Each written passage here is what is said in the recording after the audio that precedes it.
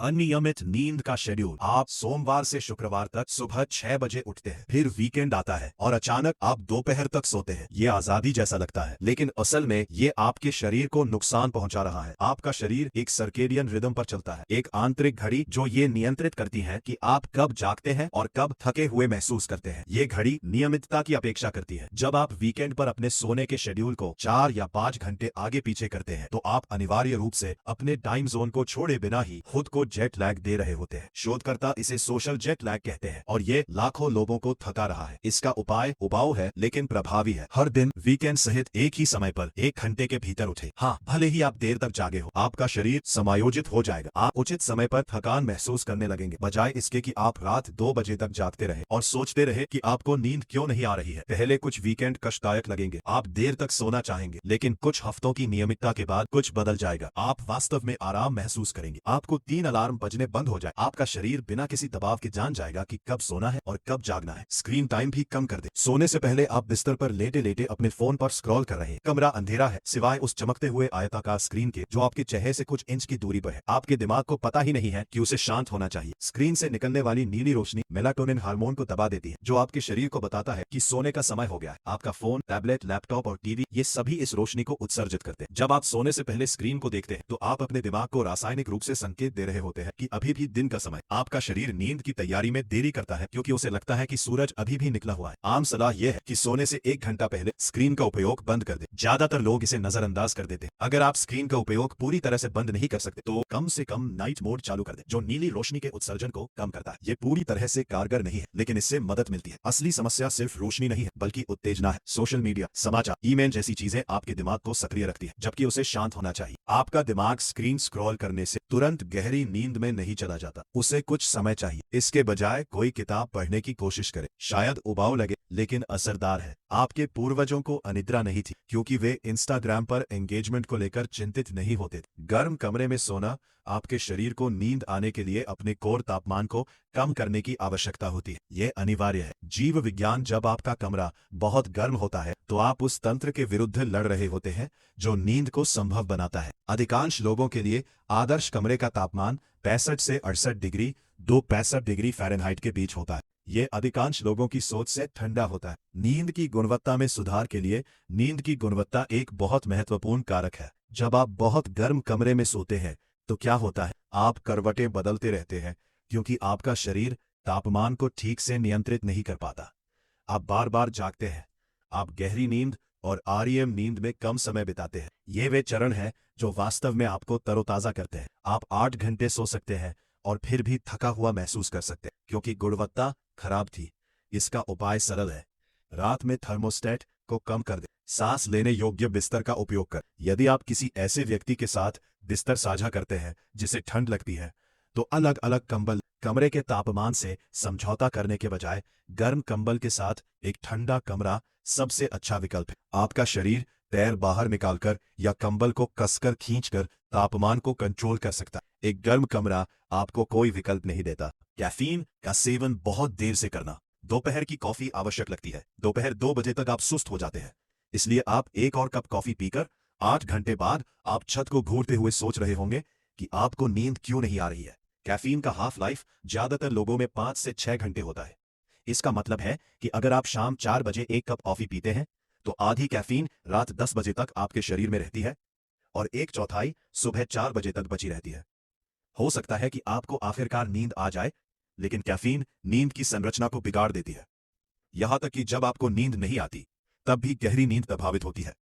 पर्याप्त नींद लेने के बावजूद आप थके हुए उठते हैं। सामान्य नियम यह है कि दोपहर से पहले कैफीन का सेवन बंद कर दें। दोपहर ज्यादातर लोगों के लिए आदर्श है। दोपहर 2 बजे तक ज्यादा से ज्यादा। इसमें सभी स्रोत शामिल हैं: कॉफी, चाय, energy drinks, pre workout supplements, यहां तक कि बड़ी मात्रा में चॉकलेट भी। अगर आप काम करने के लिए दोपहर की कैफीन पर निर्भर हैं, तो यह इस बात का संकेत है कि आपकी नींद पहले से ही खराब हो चुकी है। आप एक ऐसे चक्र में फंस गए हैं जहां खराब नींद की वजह से आप कैफीन लेते हैं, जिससे नींद और खराब हो जाती है और फिर आपको और ज्यादा कैफीन की जरूरत पड़ती है। इस चक्र को तोड़ना लगभग 1 हफ्ते तक बहुत मुश्किल लगता है, लेकिन फिर आपको दोपहर में कैफीन की जरूरत महसूस होना बंद हो जाता है, क्योंकि अब आपकी नींद पूरी हो चुकी होती है। सोने से ठीक पहले खाना। अगर आप रात 9 बजे भरपेट खाना खाते हैं और फिर 10 बजे सोने की कोशिश करते हैं, तो आपके शरीर के पास दो ही विकल्प होते हैं, खाना पचाना या सोना। वो दोनों काम एक साथ ठीक से नहीं कर सकता। खाना पचाना एक सक्रिय प्रक्रिया है। आपका शरीर खाने को पचाने के लिए अपने संसाधनों को उस काम में लगा देता है, जिससे शरीर में गर्मी पैदा होती है और वे सभी तंत्र काम करते रहते हैं जिन्हें असल में सोने के समय बंद हो जाना चाहिए था। सोने के समय के करीब खासकर भारी या मसालेदार खाना खाने से आपकी नींद का खराब होना लगभग तय है। हो सकता है कि आप पूरी तरह से जागे नहीं, लेकिन आप नींद के अलग अलग चरणों से ठीक से गुजर नहीं पाएंगे। सोने से 2 से 3 घंटे पहले खाना बंद कर देना सबसे अच्छा होता है। इससे आपके शरीर को सोने से पहले खाने का ज्यादातर हिस्सा पचाने का समय मिल जाता है।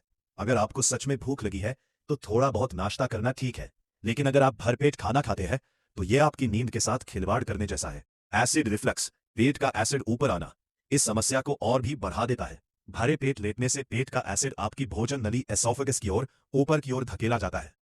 हो सकता है कि आप सीने में जलन के साथ जागे या बिना किसी वजह के ही आपकी नींद बार बार टूटती रहे। अगर आपके काम के शेड्यूल की वजह से आपको देर से खाना पड़ता है तो हल्का खाना खाएं। भारी प्रोटीन और वसा फैट्स वाली चीजों से बचें, जिन्हें पचने में सबसे ज्यादा समय लगता है। और कभी भी पेट ठूस कर न सोएं। आपका शरीर नींद के बजाय खाने को ज्यादा प्राथमिकता देगा और इसका खामियाजा आपको अगले दिन भुगतना पड़ेगा। अलार्म को स्नूज करना, जब अलार्म बजता है तो आप उसे स्नूज कर देते हैं। 9 मिनट बाद वो फिर बजता है और आप उसे फिर स्नूज कर देते हैं। यह सिलसिला तब तक चलता रहता है जब तक आपको उठना ही ना पड़े। ऐसा करने से आप पहली बार में ही उठ जाने के मुकाबले ज्यादा थका हुआ और बेजान महसूस करते हैं। अलार्म बजने के बाद के वे 9 मिनट के स्नूज चक्र आपकी नींद को सचमुच नुकसान पहुंचा रहे होते हैं। जब आप अलार्म बजने के बाद दोबारा सो जाते हैं तो आप नींद का एक नया चक्र शुरू कर देते हैं जो कभी पूरा नहीं हो पाता। आप हल्की नींद में जाते हैं, शायद थोड़ी गहरी नींद में जाने लगते हैं, लेकिन फिर अचानक से जाग जाते हैं। इससे आपकी नींद की बनावट, स्लीप आर्किटेक्चर बिगड़ जाती है और आप पहली बार में ही उठ जाने के मुकाबले ज्यादा सुस्त और बेजान महसूस करते हैं। कम नींद, स्नूज बटन दबाने के बाद जो सुस्ती महसूस होती है उसे स्लीप इनर्शिया कहते हैं। यह नींद के बीच में स्नूज बटन दबाने से होने वाली झनझनाहट है। बार बार स्नूज बटन दबाने से स्लीप इनर्शिया बढ़ जाता है, जिससे दिन की शुरुआत सबसे खराब होती है। इसका उपाय यह है कि अलार्म को उस समय के लिए सेट करें जब आपको वास्तव में उठने की जरूरत हो और तुरंत उठ जाएं। कोई समझौता नहीं।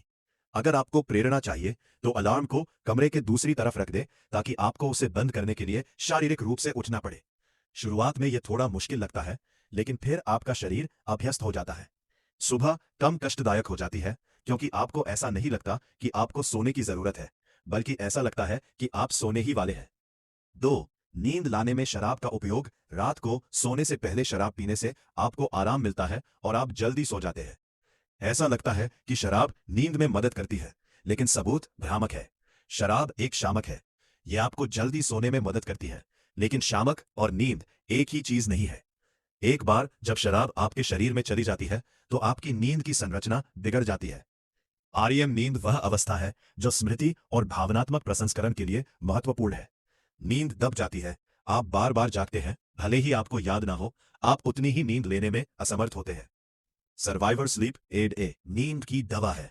रात के दूसरे हिस्से में गहरी नींद प्रभावित होती है क्योंकि आपका शरीर अल्कोहल को पचाता है।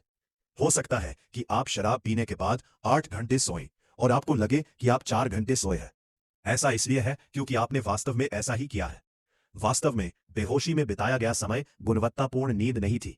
आप नींद के लिए जितना अधिक शराब पर निर्भर रहेंगे, नींद उतनी ही खराब होती जाएगी। आपका शरीर समायोजित हो जाता है और उसी शामक प्रभाव को प्राप्त करने के लिए अधिक मात्रा की आवश्यकता होती है, जबकि नींद में व्यवधान और बढ़ जाता है। यदि आप शराब पीते हैं तो सोने से कम 3 घंटे पहले पीना बंद कर दें, ताकि आपके शरीर को अल्कोहल को बेहतर ढंग से पचाने का समय मिल सके। लेकिन शराब को नींद के साधन के रूप में बिल्कुल भी इस्तेमाल ना करें।